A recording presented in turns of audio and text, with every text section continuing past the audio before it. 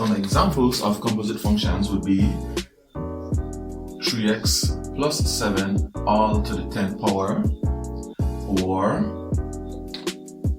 the square root of x squared plus 5x plus 3, or even the sine of x to the 5th power.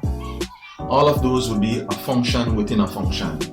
Here, in the first example, we have 3x plus 7 within the function of x to the 10th power.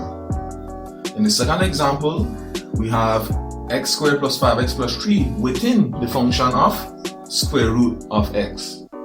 And in the third example, our function within the function is x to the 5th, and that is within the sine of x, the sine function. So our chain rule formula is dy dx is equal to dy dt multiplied by dt dx. So let's look at an example.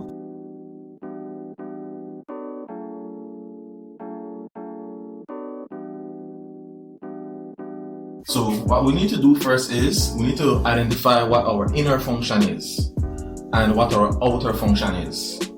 Guys, remember, we use the chain rule when you have a function within a function. So there's an inside function and there's an outside function. So normally it is easy to identify the inside function because it would normally be within brackets. So here our inner function is 3x plus 4. So what we will do is we will say let t equal to 3x plus 4. And then after that, we say, okay, if this is equal to t, then this original function, which was y equals 3x plus 4 all to the 5th power, will then be y equals t to the 5th power.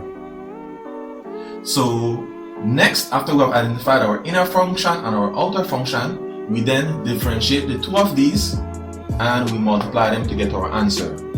So here, t is equal to 3x plus 4. So if we differentiate t with respect to x, which is what dt dx means, we will get dt dx equals 3. Right? If you differentiate 3x plus 4, then that is simply 3. Remember, the derivative of a constant is 0, and the derivative of 3x is just 3. Now, if we have y is equal to t to the 5th power, if we differentiate y with respect to t, then we will have 5t to the 4th power. Remember, that is just the most basic rule of differentiation. You multiply the coefficient times the power, then you subtract 1 from the power. So here the coefficient is 1, so 5 times 1 gives me 5, and if I subtract 1 from the power, then I end up with t to the 4th power. So the derivative dy dx is equal to dy dt multiplied by dt dx. So here, what is our dy dt? Our dy dt is 5t to the 4th power. 5t to the 4th power. And then what was our dt dx? That was simply 3. So let's simplify this. Here, this 5 is just a coefficient. That 5 is just a coefficient, right? They're just both numbers that we can multiply. So 5 times 3 gives us 15. And then we have t to the 4th power. Now, we won't write t to the 4th power, but instead we will replace it with what t was equal to in terms of x. Why are we doing that? Because we want dy dx. So that means we want our derivative only in terms of x, not in terms of t.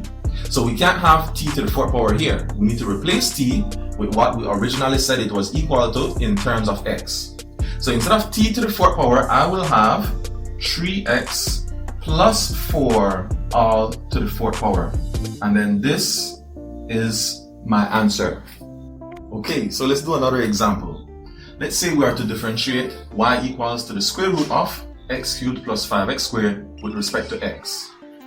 What we need to do is we need to first express this using a fractional power. So this function can be written as y equals x cubed plus 5x squared all to the 1/2 power. So now that I've written it like this, then it is very easy to see what my inner function is and what my outer function is. So my inner function is x cubed plus 5x squared. So we'll say let t equal to x cubed plus 5x squared. And if that is t, then y is equal to t to the 1/2 power. So we then differentiate t with respect to x, and we differentiate y with respect to t, and we then multiply both of those. So differentiating with respect to x, we'll get dt dx is equal to 3x squared plus 10x. And then if I differentiate y with respect to t, I'll get dy dt is equal to 1 over 2 times the square root of t. How does it end up that way? Well, remember, I will multiply by the power, so I multiply times 1/2. So that's where the 1 over 2 comes from, that's 1/2. And then I subtract 1 from the power. So 1/2 take away 1 gives me negative 1/2. Because it's negative, that means it should go to the bottom, and because it's to the 1/2 power, that means it's actually square root of t. So that's why I have the square root of t in the denominator. So when I want to find my derivative dy dx, I will simply multiply those two. So dy dx is equal to dy dt, which is 1 over 2 square root of t, multiplied by dt dx, which is 3x squared plus 10x.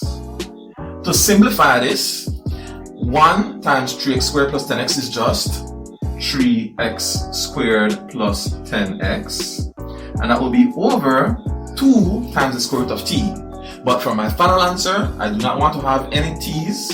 If it's the derivative of y with respect to x, then my expression should only have x's in them. So I will replace the t with what I originally said t was equal to. So originally I said t was equal to x cubed plus 5x squared. So underneath the square root brackets, I will have x cubed plus 5x squared, and that is the answer finalmente total. In conclusion, the derivative of a function within a function can be obtained by using this formula. dy dx is equal to dy dt multiplied by dt dx.